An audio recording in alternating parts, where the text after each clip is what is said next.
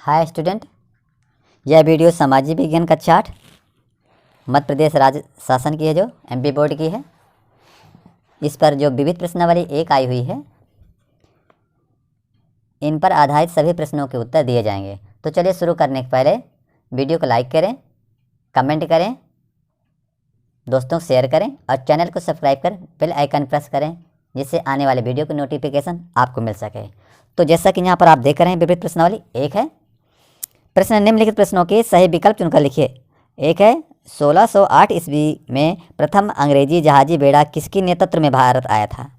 तो आया था, विकल्प हैं Dupleix, Robert Clive, captain Hawkins और चार्ल्स दिद्दी। तो किनके नेतृत्व में आया था? कैप्टन हॉकिंस से लिख देना है आपको। दूसरा, इंग्लैंड में कानून बनाकर भारतीय कपड़े के आयात पर कब रोक लगाई गई? तो इसका उत्तर है 1700 ईस्वी में। चलिए तीसरे प्रश्न पर चर्चा करते हैं। अंग्रेजों के विरुद्ध सन्यासी विद्रोह का उल्लेख किस पुस्तक में मिलता है? आपको पुस्तक का नाम बताने किस पुस्तक मिलता है तो है इसमें आनंद मठ का नंबर। प्रश्न 4 है, प्राचीन काल में वर्ण व्यवस्था किस पर आधारित थी? इसका उत्तर है कर्म पर आधारित थी। कहने का मतलब है कि पहले पैदा होने पर यह जाति पर नहीं थी, बल्कि जैसा जो भी काम करता था उसी के आधार पर यहाँ जाति का निर्धारण होता था। तो कर्म लिखना है। पांचवा, लोकतंत्र जनता का जनता के लिए और जनता द्वारा शासन है। यह कथन किसने कहा था? तो कहा था अब्राहम लिंकन ने। अगला प्रश्न है, पृथ्वी की सबसे बाहरी जो ऊपरी परत को क्या कहते हैं? तो ऊपरी परत को कहते हैं भूपर्पटी कहते हैं। अगला है 7 नंबर, नर्मदा नदी अपने मुहाने पर बनाती है। तो क्या बनाती है मुहाने पर? ज्वारनदमुख, इसको एस्चुरी भी कहते हैं। ये डेल्टा नहीं बनाती है नदी, इसलिए सीधे ज्वारनदमुख बनाती है। चलिए अब हम चर्चा करते हैं रिक्त स्थानों को पूर्ति कीजिए। इसका पहला है, अली वर्दी खां 1740 ईस्वी में बंगाल का नवाब बना। 2 नंबर है, 1843 ईस्वी में कानून बनाकर दास प्रथा पर रोक लगाई गई। अगला प्रश्न, राजा तीरथ सिंह के नेतृत्व में खासी विद्रोह हुआ था। किसके नेतृत्व में? राजा तीरथ सिंह के। चौथा है, मातृभाषा के माध्यम से शिक्षा देना अधिक सरल एवं उपयोगी होता है। तो आपको चौथे नंबर भर देना है मातृभाषा। चलिए अगले हम चलते हैं। अगला प्रश्न आ जाता है 5 नंबर, हमारे देश में संविधान के अनुसार, अब इस खाली स्थान में भर देना लोकतंत्र शासन पद्धति की स्थापना की गई है। छठवां, पृथ्वी के ऊपरी धरातल का लगभग 80% भाग अवसाद चट्टानों से ढका है। तो क्या है? आपको अवसादी चट्टान है, अवसादी चट्टानों से ढका है। 7वां नंबर है, जबलपुर के पास भेड़ाघाट जो एक दर्शनीय स्थल है का महाखड्ड जो यू आकार का है, एक दर्शनीय है। चलिए अब चर्चा करते हैं। अति लघुत्तरीय प्रश्न है। इसका पहला प्रश्न है, डलहौजी द्वारा अवध को किस आधार पर ब्रिटिश शासन का अंग बनाया गया? इसका उत्तर है 1856 ईस्वी में अवध के नवाब पर कुशासन का आरोप लगाकर डलहौजी द्वारा अवध को ब्रिटिश शासन का अंग बनाया गया। प्रश्न दूसरा है, एशियाटिक सोसाइटी की स्थापना कब हुआ, किसने की? तो सन 1784 ईस्वी में सर विलियम जोन्स द्वारा एशियाटिक सोसाइटी की स्थापना की गई। प्रश्न तीसरा है, बैरकपुर में नए कारतूस का इस्तेमाल करने से किसने मना किया था? इसका उत्तर है, मंगल पांडे ने बैरकपुर में नए कारतूस का इस्तेमाल करने से मना किया था। प्रश्न चौथा है, हमारे राष्ट्रीय पर्व कौन कौन से हैं? तो आपको इसमें लिख देना है स्वतंत्रता दिवस, गणतंत्र दिवस व गांधी जयंती हमारे राष्ट्रीय पर्व हैं। कितने पर्व हैं? 3। स्वतंत्रता दिवस यानी 15 अगस्त को जो रहता है, गणतंत्र दिवस जो 26 जनवरी को रहता है, और गांधी जयंती यानी 2 अक्टूबर। ये हमारे राष्ट्रीय पर्व हैं जो मात्र 3 हैं। अगला प्रश्न है 5वां, लोकतंत्र का चौथा स्तंभ किसे कहा गया है? तो उत्तर है, लोकतंत्र प्रेस को लोकतंत्र का चौथा स्तंभ कहा गया है। चलिए प्रश्न 6 की चर्चा करते हैं। भूकंप की उत्पत्ति जिस स्थान पर होती है उसे क्या कहते हैं? तो इसका उत्तर हो जाता है, भूकंप की उत्पत्ति जिस स्थान पर होती है उसे भूकंप केंद्र या फोकस कहते हैं। इसको फोकस नाम से जाना जाता है। 7वां, लोएस किसे कहते हैं? अत्यंत महीन बालू मृदा के साथ बहुत दूर जाकर जमा होती है और इस तरह जिस मैदान की रचना होती है उसे लोएस कहते हैं। प्रश्न 4 है, लघुत्तरीय प्रश्न है।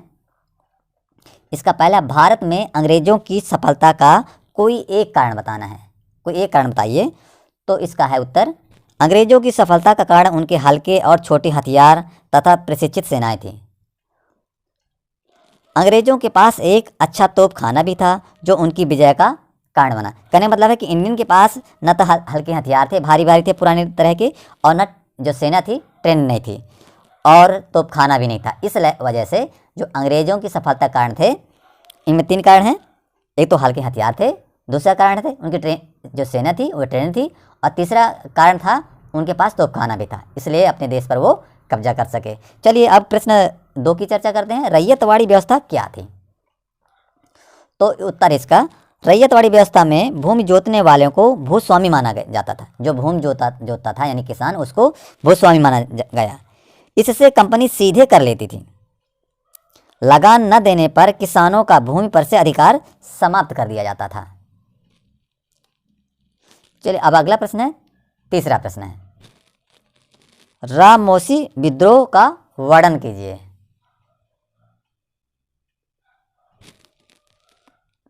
तो यह है पश्चिम घाट में बसने वाली एक आदिम जाति रामोसी ने अंग्रेज प्रशासन के विरुद्ध 1822 ईस्वी में अपने सरदार चित्तर सिंह के नेतृत्व में, कब किया था ये विद्रोह? हुआ था 1822 में।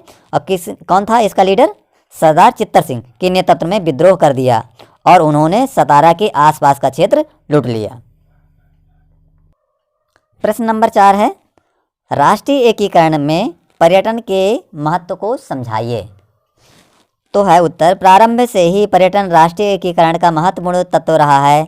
इससे विशाल देश को समझने में और सभी के एकता का भाव जगाने में पर्यटन सहयोगी होता है। पर्यटन से एक दूसरे की विशेषताओं और समस्याओं को समझते हैं, जिसके कारण समाज भाव, समान भाव, विचार और दृष्टिकोण विकसित होता है।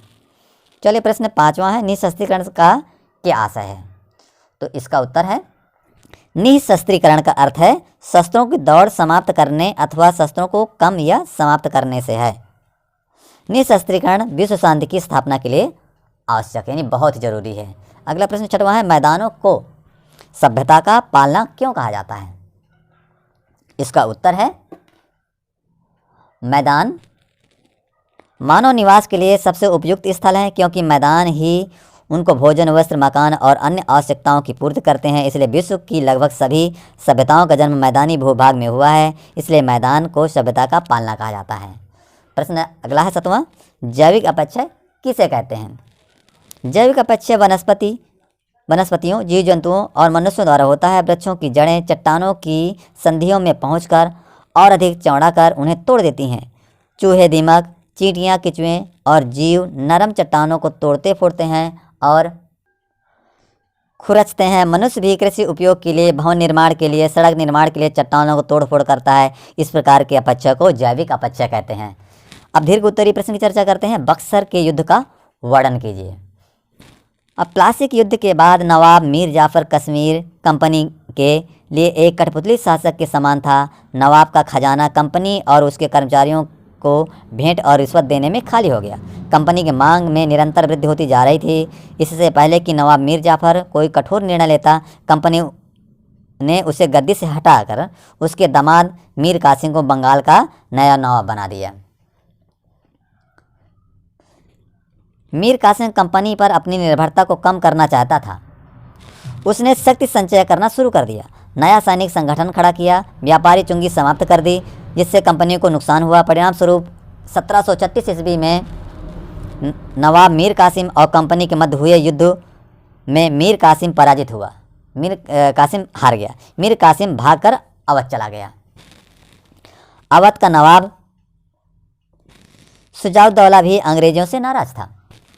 मुगल सम्राट शाह आलम भी दिल्ली से भागकर अवध में ही निवास कर रहा था। तीनों ने मिलकर बक्सर नामक स्थान पर 23 अक्टूबर 1764 ईस्वी को कंपनी की सेना के साथ युद्ध किया। मुगल सम्राट और दोनों नवाब युद्ध में पराजित हुए, यानी विजय कौन हुआ? अंग्रेजों ने ही विजय हासिल की। अगला प्रश्न है 2 नंबर, ब्रिटिश शासन की न्याय एवं कानून व्यवस्था का वर्णन कीजिए। उत्तर, किसी भी देश के शासन संचालन के लिए कानून का होना आवश्यक है, जिसका अनुपालन सरकार एवं जनता द्वारा किया जाना जरूरी है। ब्रिटिश शासनकाल में सरकार द्वारा न्यायालयों की स्थापना की गई। न्यायालय द्वारा कानूनों का उल्लंघन करने वाले लोगों पर कठोर दंडात्मक कार्रवाई की जाती थी। प्रारंभ में अंग्रेजों ने भारत में प्रचलित कानूनों के साथ छेड़छाड़ नहीं की और विवाह, उत्तराधिकारी संबंधी कानून, रीति रिवाज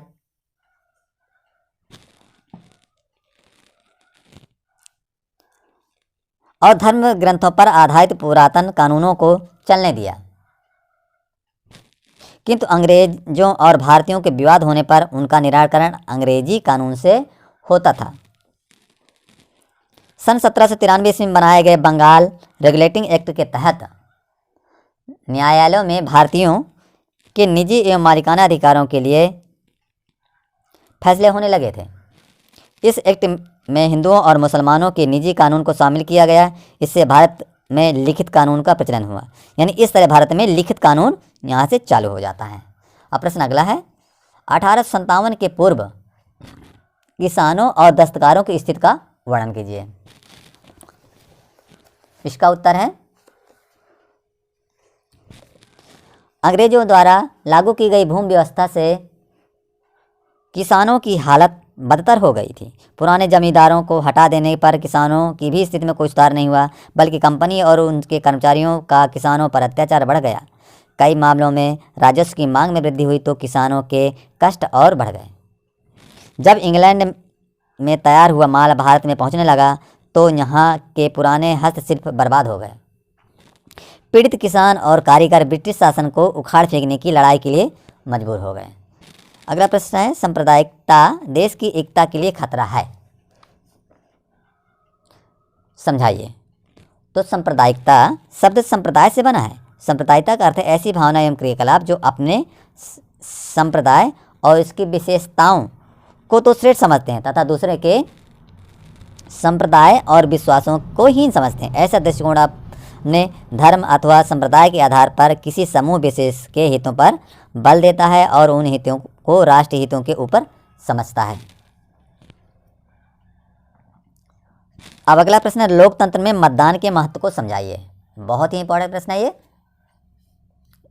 ये अधिकांशतः आता है। प्रजातांत्रिक व्यवस्था में मतदान का बहुत अधिक महत्व है।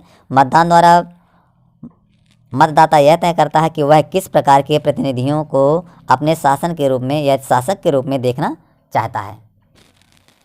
परंतु हमारे देश में कुछ नागरिक अपने मताधिकार का प्रयोग नहीं करते हैं, जिनका मुख्य कारण है जागरूकता की कमी और शिक्षा का अभाव। कुछ नागरिक उदासीनता के कारण मतदान नहीं करते हैं।